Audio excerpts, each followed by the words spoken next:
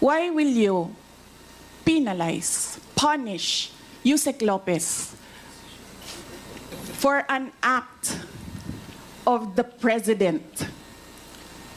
Madam Vice President, that is the decision of the committee as a whole.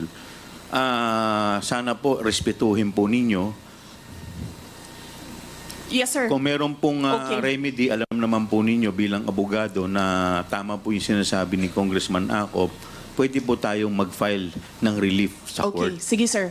Tinutulungan ko lang kayo, sir, kasi napapahiya ang Pilipinas. Ganito ba ang House of Representatives? Tinutulungan ko lang kayo. Maraming salamat po, Madam Vice President. With all due respect, Yes, Mr. Chair, Congressman I move that we Deputy strike Speaker out. Yeah, I move that we Suarez. strike out that last comment said about the House of Representatives. I don't think that is warranted. Neither is it fair